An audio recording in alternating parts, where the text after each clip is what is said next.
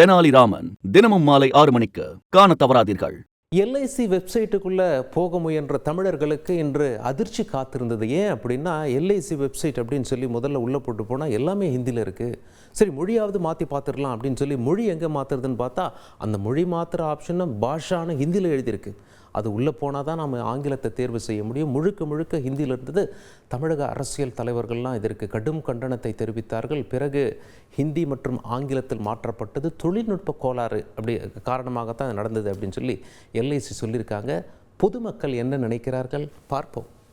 தாய்மொழி Tamil and English ஏதோ ஒரு லாங்குவேஜ் கொஞ்சம் நெஞ்சம் தெரியும். பிள்ளைங்க இவங்களை வச்சு நாங்கள் அதைய பயன்படுத்திக்கிட்டு இருந்தோம். ஹிந்தி மொழியில் இருக்கனால எங்களால் அதை கட்ட முடியலை. இதை கண்டனம் தெரிவித்ததுனால 2 நாளைக்கு அப்புறம் இங்கிலீஷ் மொழியில் மாற்றிருக்கிறாங்க. அது ரொம்ப நல்லதாக தான் இருக்கு. இதே மத்திய கவர்மெண்ட் ஆகப்பட்டது அனைத்து மொழியும் அனைத்து லாங்குவேஜ்லையும் மாற்றிருந்தா எங்களுக்கும் நல்லா இருக்கும், எல்லா மொழிக்காரங்களுக்கும் நல்லா இருக்கும். எல்ஐசி அப்படிங்கிறது ஒரு இந்தி மொழி பேசுறதுனால மட்டும் அது வளர்ந்ததில்லை. பிற மொழி அனைத்து மொழி பேசக்கூடியவங்களால ஒரு வளர்ச்சி அடைந்த ஒரு நிறுவனம். அது இன்னைக்கு இந்தி திணிச்சு அதுக்கு உண்டான முயற்சி பண்ணியிருக்காங்க. அது இன்னைக்கு நேரத்தில் 60 ஆண்டு காலமாக இந்திய திணிக்கிறதுக்கு இந்த அரசு முயற்சி பண்ணிட்டு இருக்காங்க. அது கண்டனத்துக்குரியது.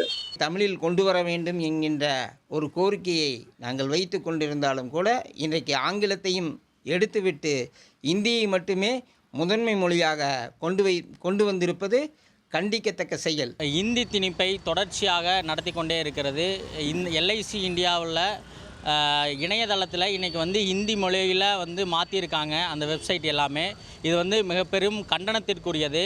தமிழ்நாடு எப்பொழுதுமே இந்திக்கு எதிராக தொடர்ச்சியான போராட்ட களத்தில் நிற்கக்கூடிய இடம். இன்றைக்கு முதலமைச்சர் அவர்களும் அதற்கான மிக பெரும் கண்டனத்தை தெரிவித்திருக்கிறார். அனைத்து மக்களால் உருவாக்கப்பட்டதான் இந்த எல்ஐசி நிறுவனம் என்பதை அந்த நிறுவனம் புரிந்து கொள்ள வேண்டும்.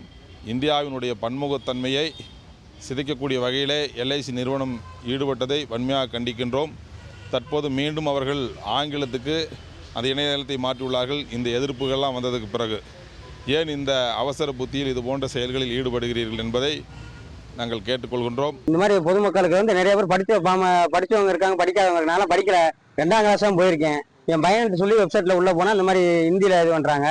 தமிழும் இங்கிலீஷ் தான். நான் தனியாக ஹிந்தி கிளாஸ்லாம் போக முடியாது. அந்த மொழி தமிழ் மொழி ஒவ்வொரு மாநிலத்துக்கும் ஒவ்வொன்று. கேரளானா கேரளா, இந்தியா ஆந்திரானா ஆந்திரா, இந்த மாதிரி இதில் பண்ணால் பரவாயில்லைங்க. உங்கள் தந்தி ஒன் தொலைக்காட்சியில் தெனாலிராமன் தினமும் மாலை 6 மணிக்கு காண தவறாதீர்கள்.